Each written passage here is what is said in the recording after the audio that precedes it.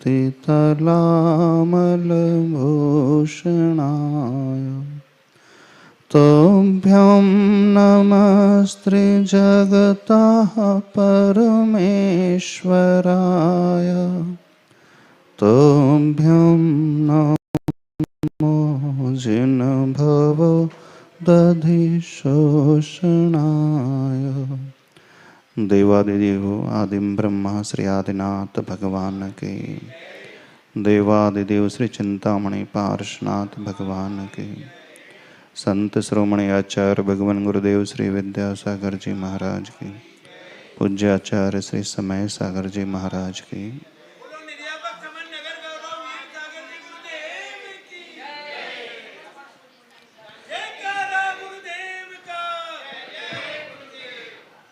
कल कुछ विषय आप लोगों के समक्ष रखा था। जब आप भगवान की स्तुति करते हैं, भक्तामर स्तोत्र आदि पढ़ते हैं, एक एक श्लोक का आलम्बन लेते हैं, तो उससे क्या क्या लाभ होता है।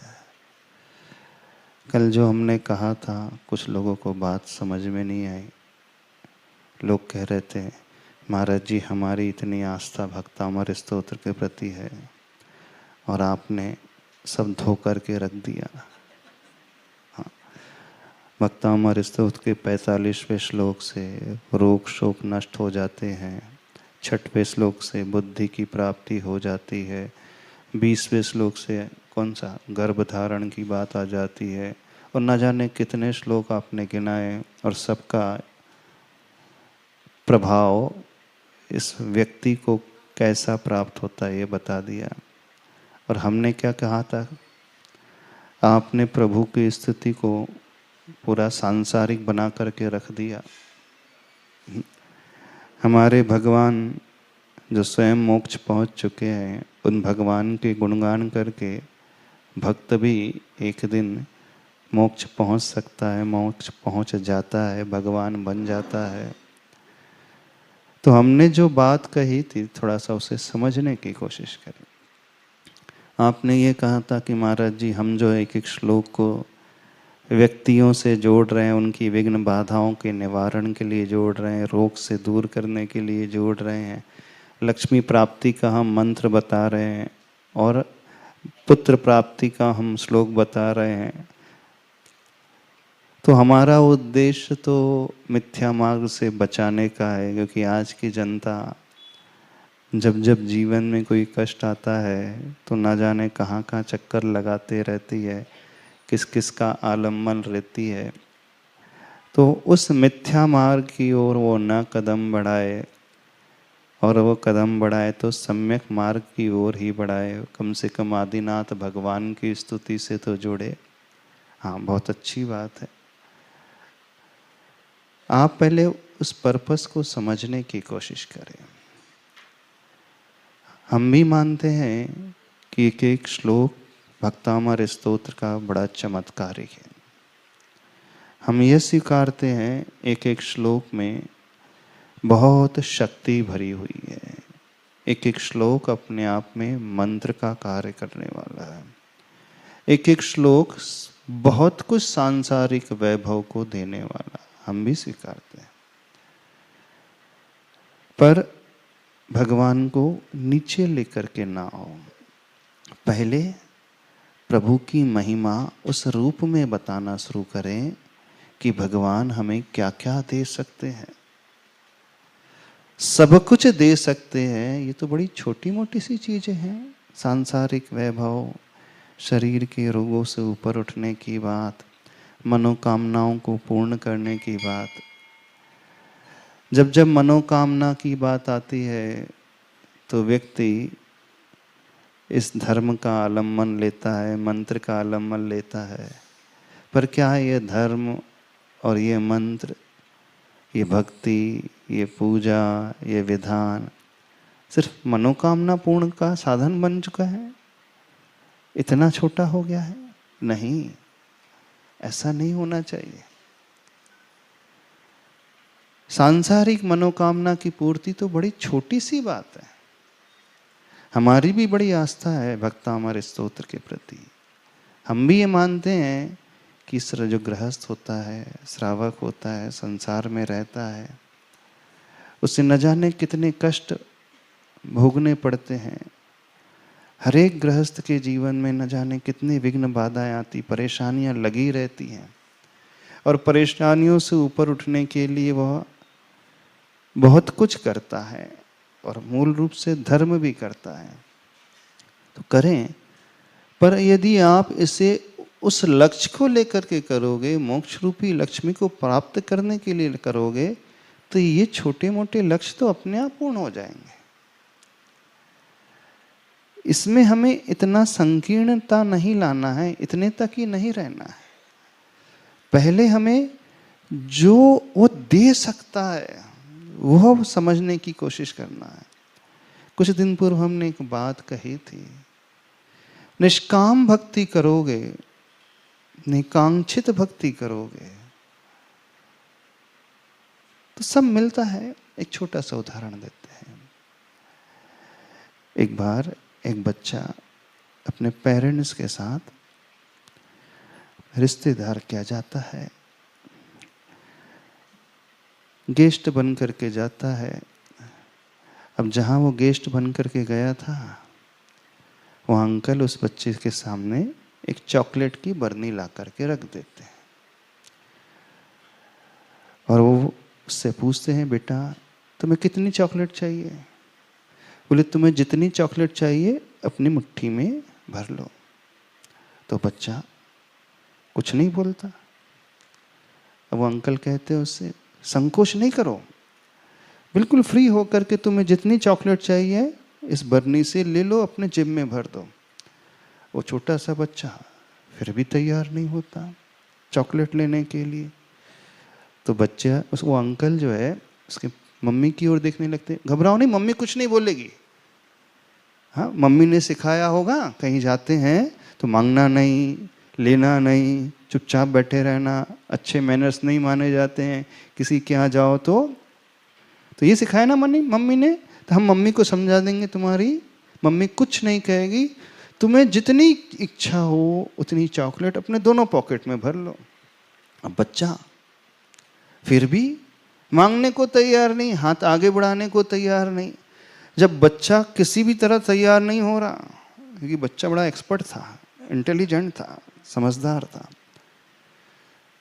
आजकल के बच्चे तुरंत ललचा जाते हैं, किसी ने कहा तो वो भर लेगा, जॉग ऊपर का भी जेब नीचे का भी जेब भर लेगा। लेकिन क्या गजब की ट्रेनिंग उसे मिली, टस से मस ही नहीं हुआ वो, एक चॉकलेट लेने को भी तैयार नहीं हुआ। जब किसी तरह तैयार नहीं हो रहा था तो अंकल ने क्या किया, अपने मुट्ठी से पूरे जेब, ऊपर के जेब, नीचे के जेब, सब कुछ भर दिया।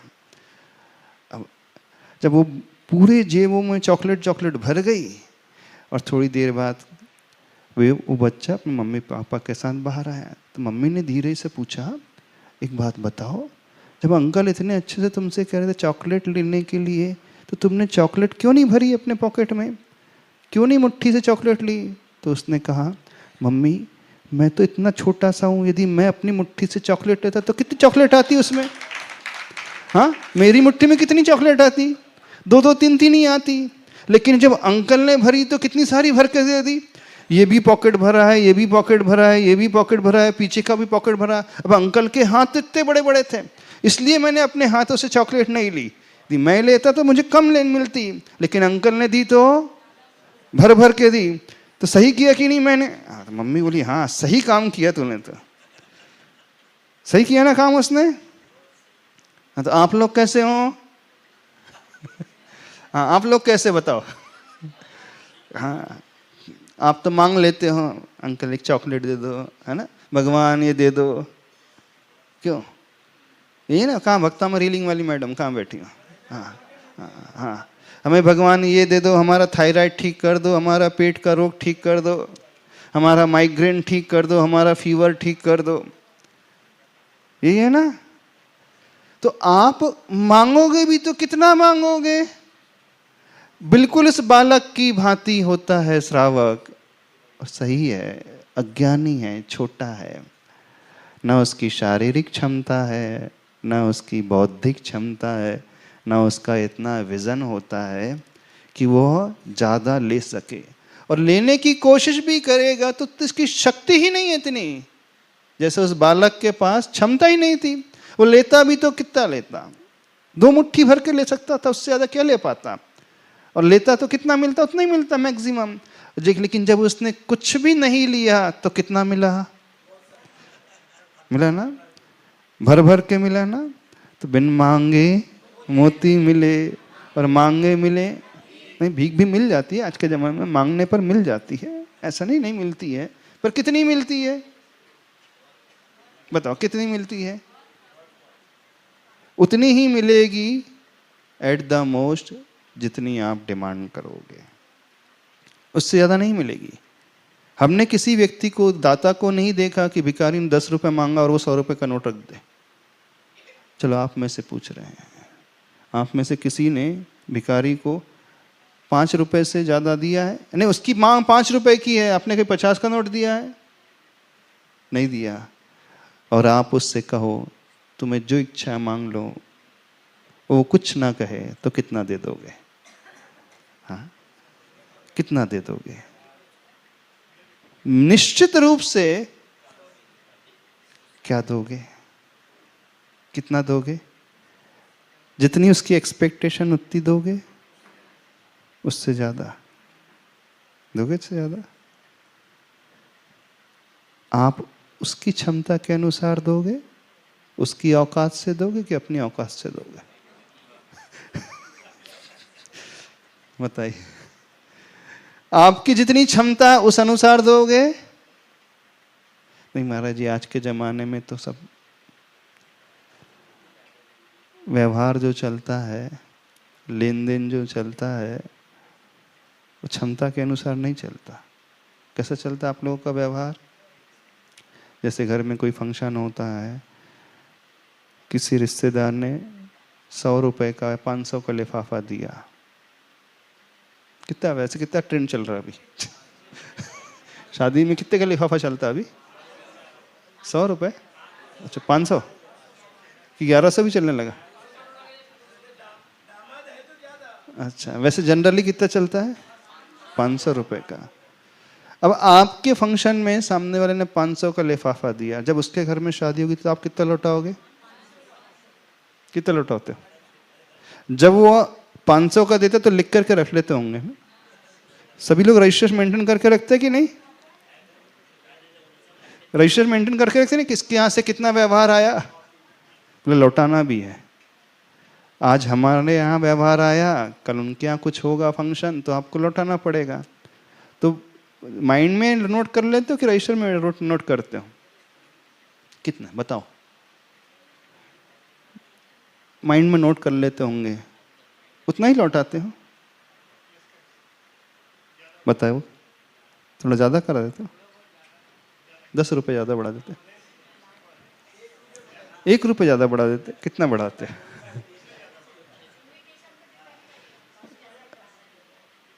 अच्छा, जब आपके घर में कोई शादी है और आपकी दुकान का स्टाफ जो लेबर है और वो शादी में आता है, वो कितने का लिफाफा देता है? जिसकी सैलरी 15,000 रुपये है मान लीजिए, और आपके फंक्शन में आता है, इनवाइट तो करते होंगे कि नहीं? नौकर को भी करते हैं, कुछ देता है नौकर? नौकर देता तो होगा, नहीं देता तो होगा कुछ, भले ही कुछ भी देता हो। कितना देता होगा? 15,000 की सैलरी तो कितना देगा वो? 100 रुपये, 200 रुपये, 200 भी दे देता, 500। अच्छा, अब 3 साल बाद उसी के नौकर के घर में शादी हो और आपको व्यवहार लौटाना हो तो कितना दोगे? पूछ रहे हैं कितना दोगे? उसने 200 का दिया तो 500 दिया तो उसकी क्षमता के अनुरूप लौटाते हो कि अपनी क्षमता के अनुरूप लौटाते हो? कैसा? नहीं। उसकी 15,000 रुपये महीने की इनकम है, आपकी कितनी? आपने 500 का 1000 भी कर दिया तो उतनी है।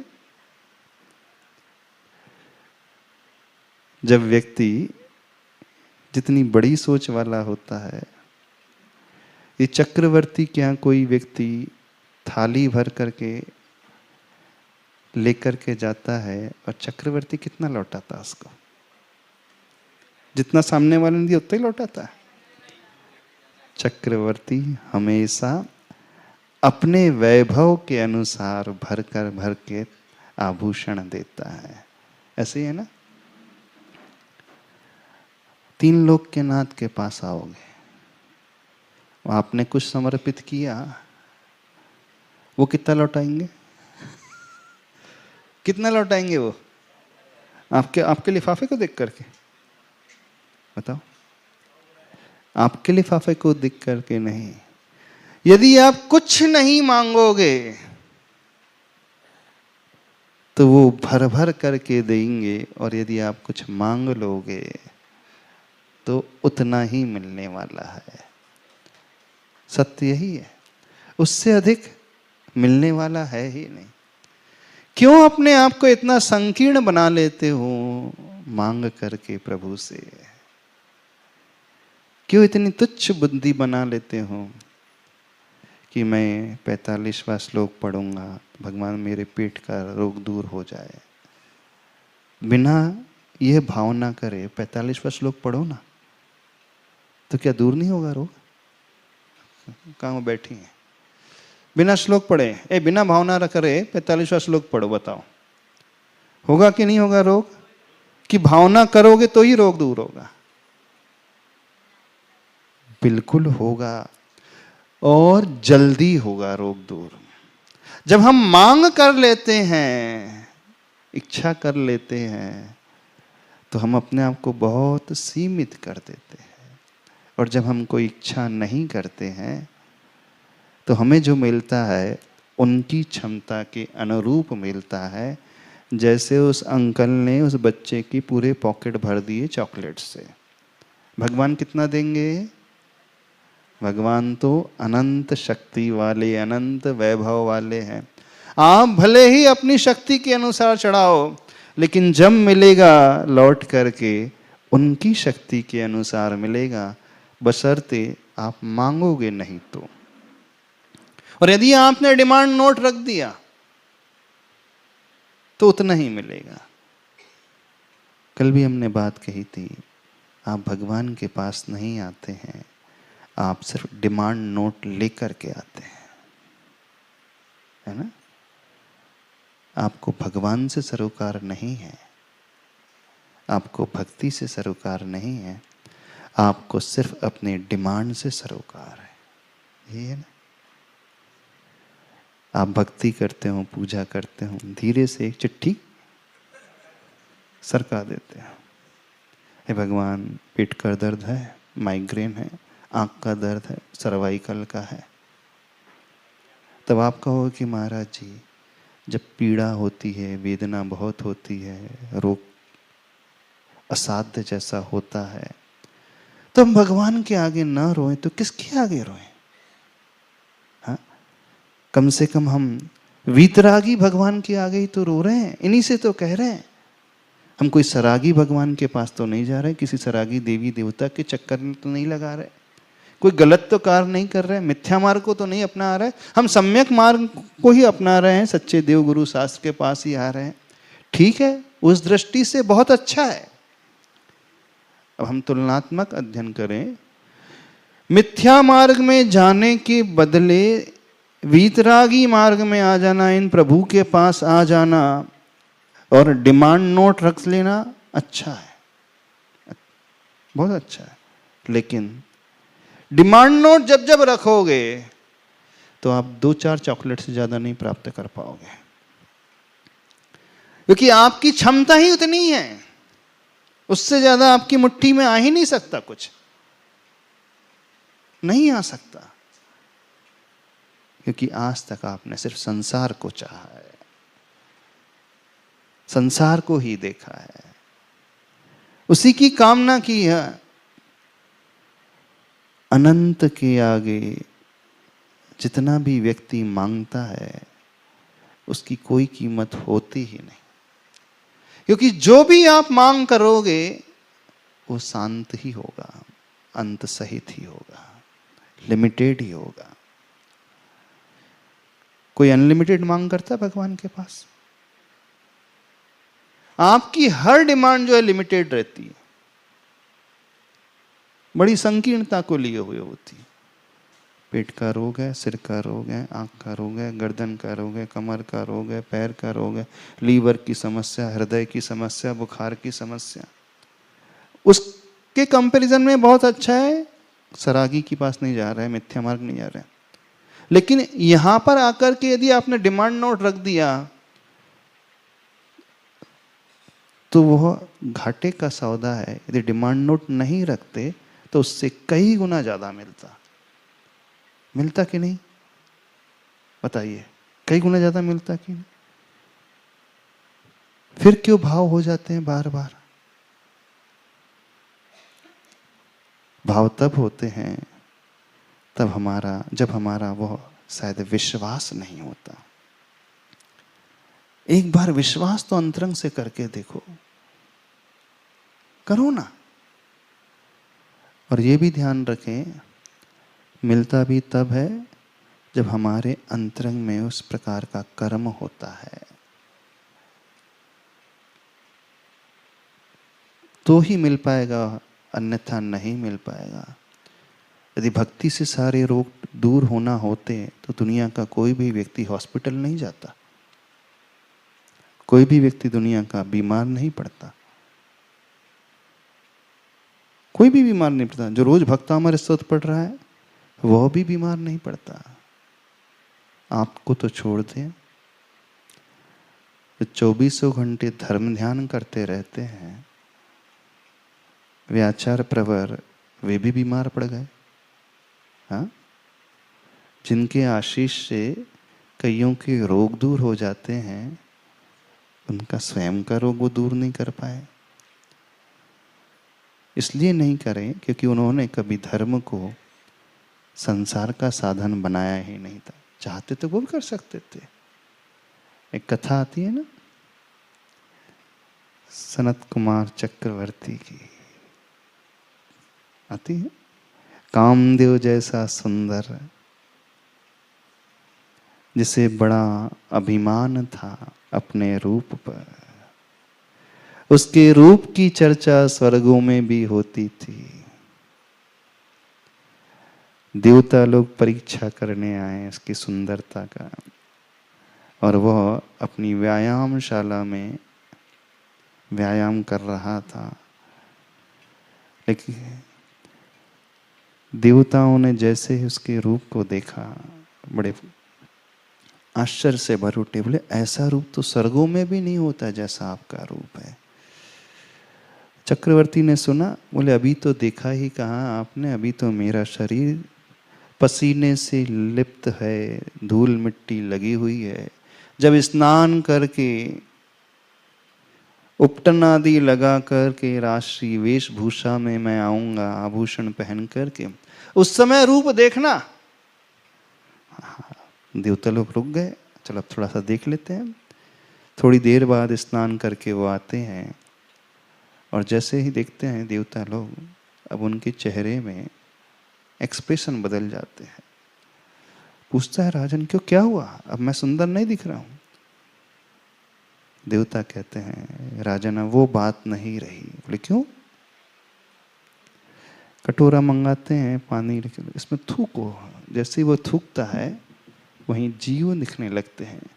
बोले, राजन अब वो बात नहीं रही सुंदरता की, अब तो आपके शरीर में रोग उत्पन्न होने वाला है ना? बस इस बात को सुनते हैं, उसी समय वैराग्य आ जाता है, दीक्षित हो जाते हैं, मुनि बन जाते हैं, और उसके बाद कुष्ठ रोग हो गया उन्हें। कामदेव जैसा सुंदर रूप और कुष्ठ रोग हो गया। साधना में उतर जाते हैं, गहरी साधना में। और फिर स्वर्ग में चर्चा चलती है, यदि साधना किसी की देखना हो तो इन मुनिराज की देखें। क्या क्षमता है लेकिन गजब की निष्प्रहता। बोले इन जैसा वैराग्य किसी का नहीं। शरीर में कुष्ठ रोग फूट चुका है, पूरे शरीर से दुर्गंध आ रही है।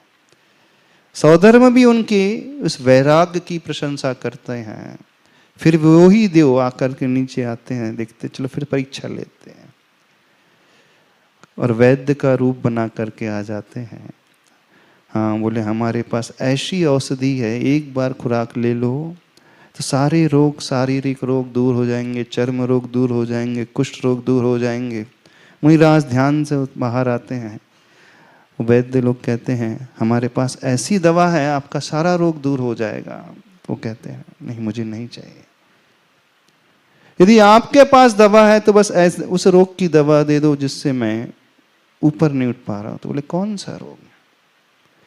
जन्म जरा मृत्यु वाले रोग को जीतने की कोई दवा है आपके पास?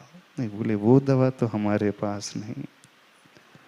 एक तरफ जब वो चक्रवर्ती की अवस्था में तो उन्हें तीव्र बहुत अभिमान था अपनी सुंदरता पर, और जब बदले ऐसे वैराग्य से भरे। बोले किसकी बात कर रहे हैं? ये रोग तो मैं ऐसे ही दूर कर सकता हूं। मंत्र पढ़ा, सारा शरीर कंचन जैसे चमकने लगा, बस थोड़ी सी उंगली में बचा लिया कुष्ठ रोग। मैं चाहता तो वो तुरंत ये रोग दूर हो जाता, लेकिन ऐसे रोग को तो कई बार दूर किया है, लेकिन जो आत्मा में रोग लगा है उससे तो दूर ही नहीं कर पाया। क्षमता तो उनके पास इतनी रहती है कि वो अपने शारीरिक रोग को स्वयं दूर कर सकते हैं, लेकिन वे करते नहीं। उन्हें तो सिर्फ आत्म कल्याण की और मोक्ष कल्याण की ही भावना रहती है। बड़े बड़े ऋषि, बड़े बड़े महाराजा, आचार्य प्रवर ऐसी साधना करने वाले होते हैं। कर्म तो उन्हें भी नहीं छोड़ता। जब हमारा कर्म अनुकूल होता है, पुण्य कर्म का उदय होता है, साता आदि का उदय होता है, तो रोग दूर होता है। और कर्म प्रतिकूल हो तो वो रोग दूर नहीं होता है। तो अंतरंग कारण तो हमारे कर्म का है, लेकिन ऐसा नहीं लगता। हमने भगवान की भक्ति को सिर्फ शरीर तक, संसार तक सीमित करके रख दिया। यदि विश्वास है, आप पढ़े ये श्लोक, कोई बात नहीं है, लेकिन बिना आकांक्षा के पढ़े तो ज्यादा मिलेगा, लाभ होगा। हम भी मानते हर श्लोक में वो चमत्कार भरा हुआ है। ऐसा कोई भी श्लोक नहीं है जिसमें चमत्कार ना हो। उस दृष्टि से आप बहुत अच्छे हो, मिथ्या मार्ग की ओर नहीं जा रहे हो। आप भक्तामर स्तोत्र का आलम्बन ले रहे हो, एक श्लोक का आलम्बन ले रहे हैं, उस दृष्टि तो वैसे तो अच्छे हो। लेकिन भक्ति करते करते, सकाम भक्ति करते करते व्यक्ति ये भूल ही गया है कि मुझे सिर्फ शरीर तक सीमित नहीं रहना है, मुझे आत्मा की ओर भी दृष्टि लाना है। तुभ्यम नमस्त्रिभुवनार्ति हराय नाथ। ये पंक्ति कह रही है, हे भगवान आपके लिए नमस्कार है। त्रिभुवन आरती को हरण करने वाले आप हैं। तीनों लोक की आरती यानी दुख को आप नष्ट करने वाला। बाहरी दुख ही नष्ट नहीं करने वाले, अंतरंग दुख को भी नष्ट करने वाले हैं। जब ये पंक्ति पढ़ते हैं, ये पंक्ति पढ़ करके नमस्कार करते हो आप, तुभ्यम नमस्त्रिभुवनार्ति हराय नाथ। क्या शरीर को गौण करके कभी कभी आत्मा की ओर दृष्टि भी आती है? हमारे हर आरती को, हर आर्त को, हर कष्ट को वो हरण करने वाले हैं, इसलिए मैं आपको नमस्कार कर रहा हूं। ये तो बड़ी तुच्छ सी चीज है, शारीरिक कष्ट, शारीरिक रोग, शारीरिक बाधा। कभी ये भाव भी ला करके नमस्कार तो किया करो। तुभ्यम नमस्त्रिभुवनार्ति, ये चिंतन भी तो लाया करो कभी। तुभ्यम नमः, बस नमस्कार तो सब कर रहे हैं। कौन से आरती को नष्ट करने के लिए? शारीरिक आरती को, शारीरिक कष्ट को नष्ट करने के लिए कर रहे हैं। पर ये भगवान तो तीन लोक के, तीनों भुवन के जो संसार में रहने वाले आर्त हैं, दुख हैं, उन्हें नमस्कार करने वाले, उनके लिए ऐसा कर रहा हूं मैं। ये भाव लाया करो कभी। विश्वास करो, इस भाव से पढ़ोगे बहुत अधिक लाभ होगा, बहुत अधिक। लेकिन आप सभी लोग संकीर्ण बुद्धि वाले जैसे हो गए, नहीं हो गए? बुद्धि ये लेकर के आओ। हाँ, फिर उस श्लोक को पढ़ो, मना बिल्कुल नहीं कह रहे हैं। आपको पढ़ना है 45वां श्लोक पढ़ो, उद्भूत भीषण जलोदर पढ़िए, लेकिन अंतरंग में प्रभु वाली भावभंगिमा, तब भक्ति जो है उच्च क्वालिटी वाली भक्ति होगी, अलग ही प्रकार की भक्ति होगी। तुभ्यम नमस्त्रिभुवनार्ते, तुभ्यम नमः, क्या बोलते हैं उसके, जिनोद भवोदधि शोषणाय, भवरूपी संसार को शोषण करने, समुद्र को शोषण करने वाले हैं। तुभ्यम नमः चितितलामल भूषणाय, अमल भूषण स्वरूप है। ये कभी विचार क्यों नहीं आता? आता?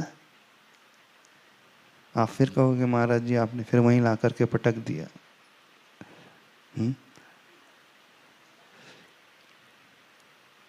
भगवान मान करके भी कभी आ जाया करो प्रभु के पास। भगवान मान करके तो आ जाओ, लेकिन आदत इस प्रकार की पड़ गई है, भगवान में भगवान न दिख करके बाकी सारी दुनिया दिखती है। इन प्रभु में प्रभु न दिख करके सारी दुनिया नजर आ रही है। आप जो चाहते वो लाभ भी आपको मिलेगा, हम कह रहे हैं मिलेगा, क्यों घबरा रहे हो? उस बालक की भांति हो जाओ। नहीं, मैं अपने हाथ से चॉकलेट नहीं लूंगा, मुझे नहीं चाहिए, नहीं लेना है, नहीं इच्छा है। करो तो ऐसा भाव अपने मन में, और ये भाव करके करोगे ना तो ये श्लोक भी आपको सब कुछ देने वाला हो जाएगा। ये श्लोक की भी पूरी आवश्यकता नहीं पड़ती है, श्लोक का प्रथम चरण ही सब कुछ देने वाला हो जाएगा। तुभ्यम नमस्त्रिभुवनार्ति हराय नमः, प्रथम चरण की भी पूरी आवश्यकता नहीं है, बस तुभ्यम नमः इतना भी पर्याप्त हो जाएगा। यह भी पूरी आवश्यकता नहीं है, बस नमः कह दिया वह भी पर्याप्त हो जाएगा। नमः भी नहीं करो, न भी बोल दो तो भी पर्याप्त हो जाएगा, हो जाएगा पर्याप्त। बिल्कुल हम कह रहे हो जाएगा, कह दो ना नमः। अरे ज्ञानार्णव ग्रंथ में आता है, बीजाक्षर का एक चतुर्थ अंश का भी आलम्बन लेकर के वे मुनिराज केवल ज्ञान प्रकट कर जाते हैं, कर लेते हैं। पूरा बीजाक्षर भी नहीं पढ़ना, उसका एक हिस्सा, चतुर्थ अंश का पूरा का भी अक्षर नहीं बनाया, बस शुरुआत की अ क से, बस ऐसा हो गया, उनका कल्याण हो जाता है। ये भाव तो लाना सीखो। तुभ्यम नमः, बस हो जाएगा। ये तो पूरा उनके लिए है जो एक तक नहीं रुक पाते हैं। ऐसी विशुद्धि आ गई, आप करोगे तो सब कुछ हो जाए। हाँ, एक एक श्लोक का भी वो अर्थ है और उसका भाव भी है और उसका लाभ भी है, हम कह रहे हैं। पर उनके लिए जब वो एक अक्षर तक नहीं रुक पाते हैं, इतनी स्थिरता नहीं आ पाती है, फिर उनके लिए वो कहते हैं ठीक है पूरा श्लोक पढ़ लो। और प्रत्येक श्लोक का वो फल है। अब आप कहो कि महाराज जब फल है तो आचार्य भगवान ने लिखा ही ऐसे ये होता है, तो हमने मांग लिया तो क्या परेशानी? मांगने के लिए लिखा है ना? उद्भूत भीषण जलोदर क्यों है? बोले शारीरिक रोग नष्ट करने के लिए लिखा है? नहीं, इसे पढ़ने से ये फल मिलता है। ये एक बात, फल मुझे मिले इसलिए मैं पढ़ रहा हूं, ये अलग बात हो गई। जब भी शास्त्र उठाएंगे, शास्त्र में यही वर्णन आएगा भगवान की भक्ति करने से भोगो भोग की सामग्री मिलेगी, सुंदर रूप मिलेगा, अनुकूलता मिलेगी, वैभव मिलेगा, सुंदरता मिलेगी, सब कुछ मिलेगी, यश मिलेगी, ख्याति मिलेगी, पूजा मिलेगी। लौकिक सारी कामनाएं हो जाएंगी पूरी। तो फल बताया जा रहा है, ये मिलता है। हम रास्ते में चल रहे हैं, जितना चलते चले जाएंगे हम मंजिल के निकट पहुंचेंगे ही पहुंचेंगे। हो ही नहीं सकता यदि हम चल रहे हैं, यात्रा कर रहे हैं, तो मंजिल के निकट ना पहुंचे, बल्कि मंजिल तक पहुंचते ही हैं। फल तो ऐसे ही बताया जाएगा। हाँ, 21 दिन का जो अनुष्ठान है, हाँ, पर्टिकुलर एक श्लोक को लेकर के कार्य करना है, ठीक है। छोटे छोटे के लिए बताया जाता है, एक एक श्लोक लेकर के वो अनुष्ठान करो, वो भी कार्यकारी है। क्योंकि उसमें जो मंत्र लिखे गए हैं, उस मंत्र के उच्चारण से उस प्रकार के तत्व की उत्पत्ति होती है, उस प्रकार की एनर्जी की उत्पत्ति होती है। उस अपेक्षा से वो भी सही है, मना नहीं कर रहे हैं। लेकिन कोई व्यक्ति यदि वो न कर पाए, आणम ताणम कछु न जानम सेठ वचन प्रमाणम, क्या हुआ था? क्या हुआ था अंजन चोर को? आणम ताणम कछु न जानम, मैं तो कुछ नहीं मालूम। सेठ का वचन जो भी प्रमाणिक है, यदि इसकी गहरी आस्था है तो भक्ताम अगर पूरा भी नहीं, भाव भी पढ़ ले तो हो जाएगा कल्याण, हो जाएगा। हम बोल रहे हैं सेठ वचन प्रमाणम से हो गया सिद्धि, नहीं हो गई अंजन चोर को? तुस्मास भिन्नम से सिद्धि हो गई मुनि महाराज को। कोई मंत्र था? ये कोई मंत्र होता है? दाल अलग है, छिलका अलग है, ये कोई मंत्र होता है? उड़द अलग है, छिलका अलग है, मंत्र होता है कोई? अन्नम च गुरु उपदेशेन, गुरु के मुख से जो भी मिल जाए वो मंत्र का काम कर जाएगा, आपके लिए कर जाएगा। गुरु मुख से मिलना चाहिए, और गुरु मुख से मिला, फिर हमारी श्रद्धा वैसी हो गई तो लाभ मिलता है। लेकिन जहां ये भक्तामर के भिन्न भिन्न श्लोकों का वर्णन किया गया है, इस श्लोक को पढ़ने से यह लाभ होता है, वहां पर उस अपेक्षा से वर्णन किया है कि जब हम पर्टिकुलर उस वर्ण का उच्चारण करेंगे, र वर्ण का उच्चारण करेंगे, र अक्षर का, तो वहां पे अग्नि तत्व की उत्पत्ति होती, प का उच्चारण तो जल तत्व की।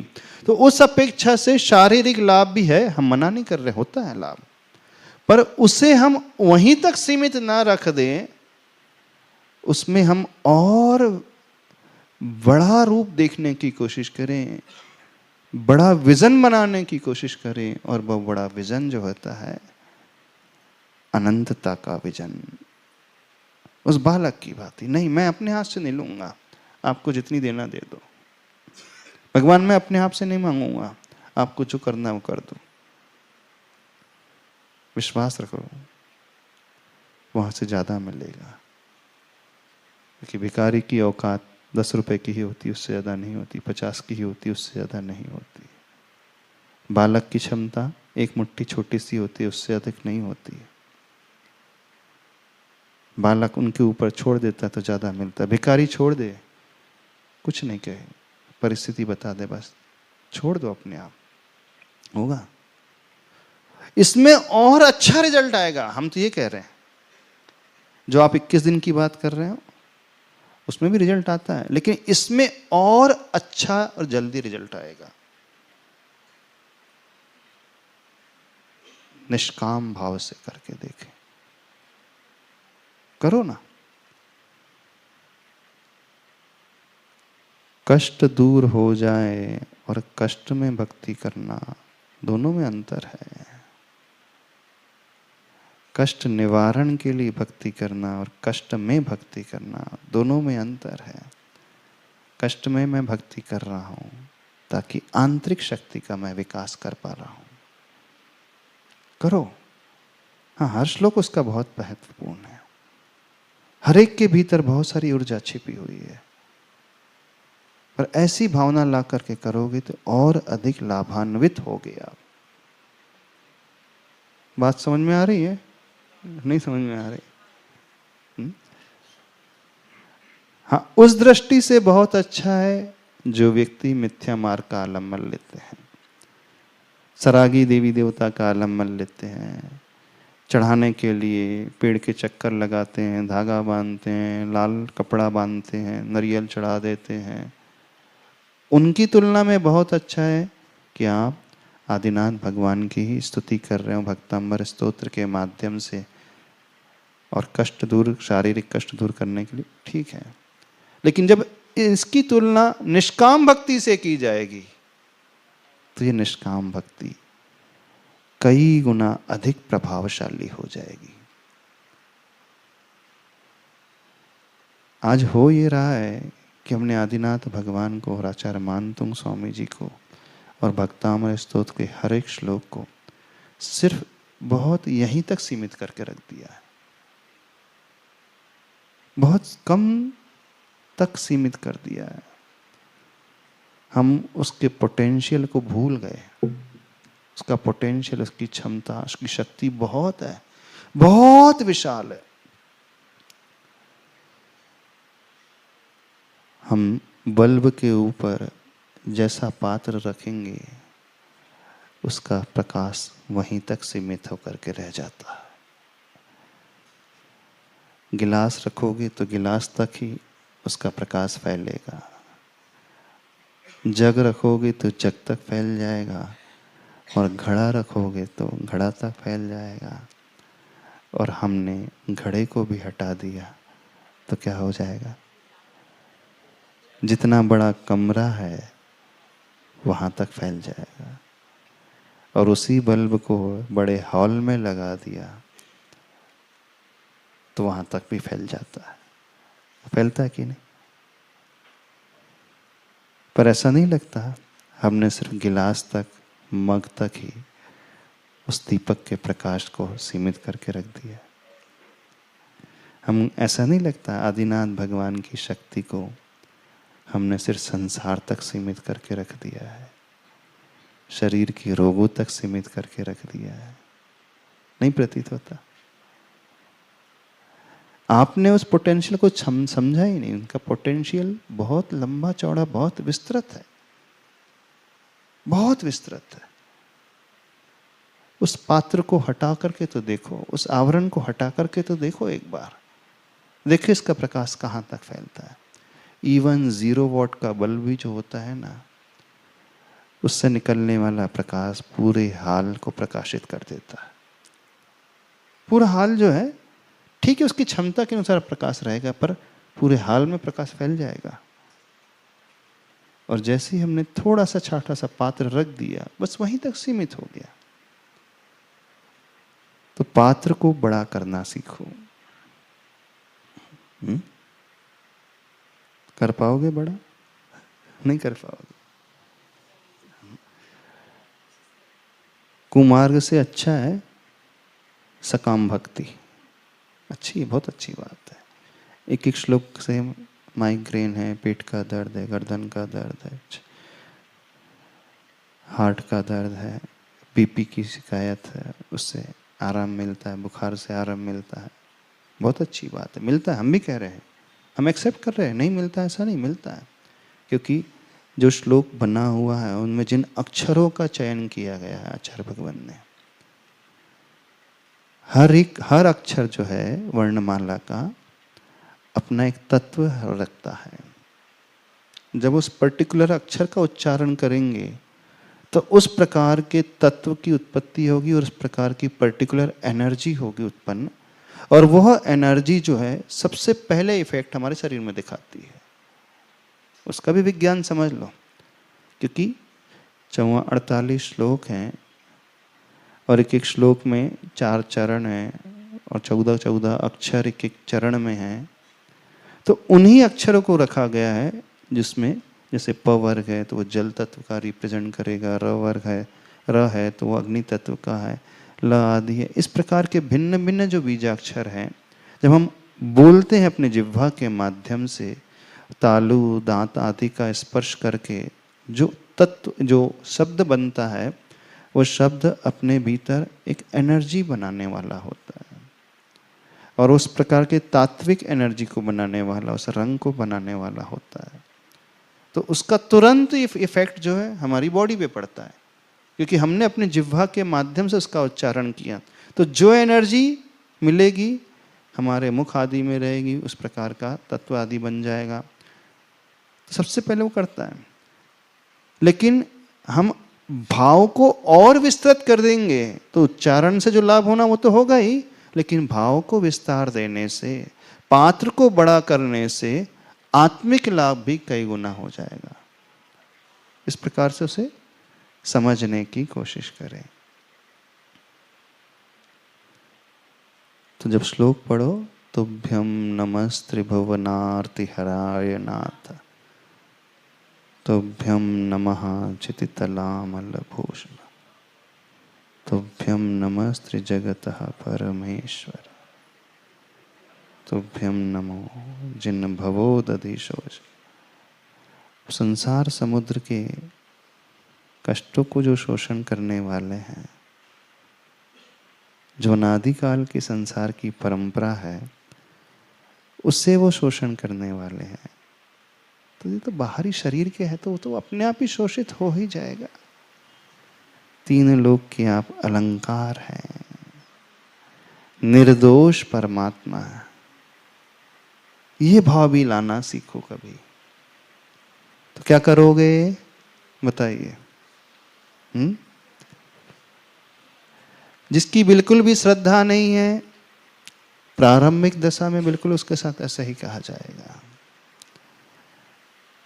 जैसे बच्चे को जब मंदिर भेजते हो, कौन सा लालच देते हो? चॉकलेट का, बिस्किट का, है ना? जो कभी नहीं जाता, हाँ, उसको दिखती कि चॉकलेट मिलेगी तो मंदिर आने लगा। लेकिन जब बच्चा बड़ा हो जाता है, फिर कौन सी लालच? कैडबरी, पहले छोटी टॉफी, फिर बड़ी टॉफी। बड़ी टॉफी कब तक बड़ी टॉफी चाहिए उससे?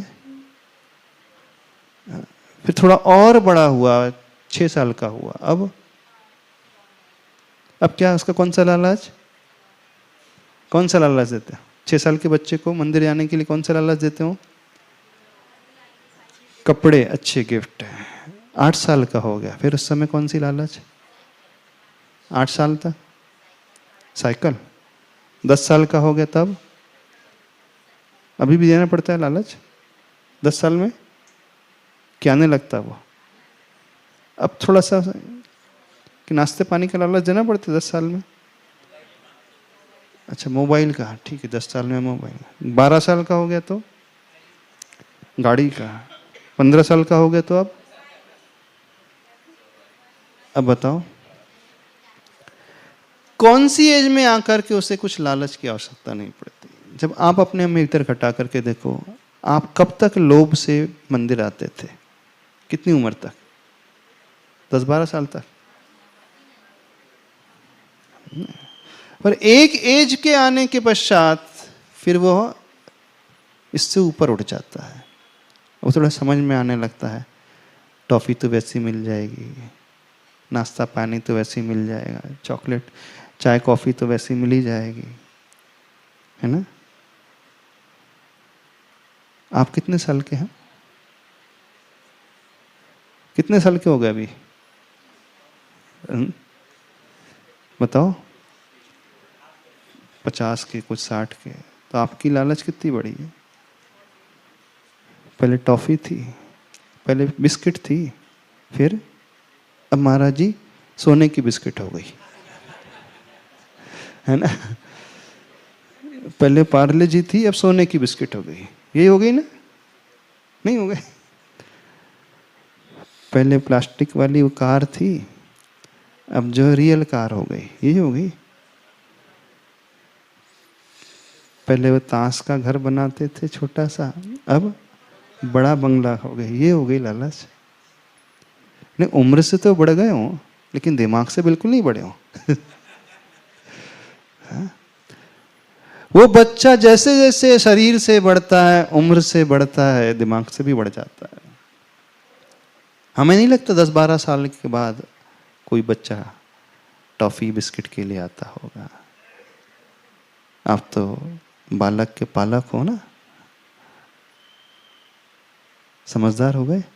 नहीं हो गए? पर आपकी साइज बढ़ते चली आ रही है।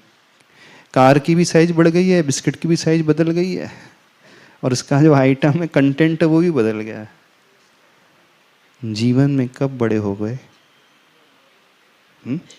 उम्र से तो बड़े हो गए, पर दिमाग से कब बड़े हो गए? कब इस लालच से ऊपर उठने की कोशिश करोगे? करो। इसलिए थोड़ा सा सोचना, भगवान के पास डिमांड नोट लेकर के ना आओ। आपने कोई डिमांड नोट नहीं रखा, उसमें से आपको कई गुना अधिक मिलेगा। विश्वास मानो तो सही, करो तो सही, मिलेगा। क्यों नहीं विश्वास रखते हो? तो ये भक्ति सही भक्ति है। ऐसी भक्ति अपने जीवन में करने की कोशिश करो। कर लोगे? अभी भी नहीं समझ में आ रहा? हाँ, तो माइग्रेन के लिए कौन सा श्लोक? हाँ, श्लोक नंबर तो वही रहेगा जो पहले बताया था आपने। हाँ, बच्चे के लिए कौन सा श्लोक, ज्ञान के लिए कौन सा श्लोक, बीमारी के लिए कौन से नंबर का श्लोक, और पूरा पूरा भक्तामर पढ़ ले तो 48 सबने काव्य पढ़ लिए, तो फिर क्या मिलेगा उससे? सब मिल जाएगा।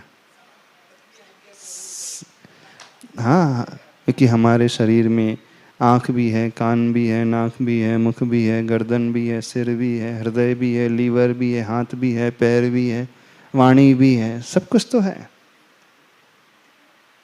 पूरा पढ़ेंगे तो पूरा लाभ मिलेगा, मिलेगा ना? ठीक है, आपकी आस्था है तो पर्टिकुलर एक श्लोक को भी पढ़ो, पर विजन थोड़ा सा बड़ा बना करके पढ़ना। तो जो आप चाहते थे तो मिलेगा ही, गारंटी है, पर उससे कई गुना अधिक मिलने वाला है।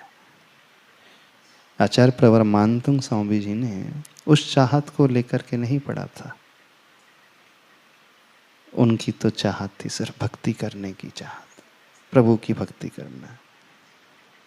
बस जीवन में यह मार्ग अपनाना सीखो। ठीक है? देवादिदेव श्री आदिनाथ भगवान की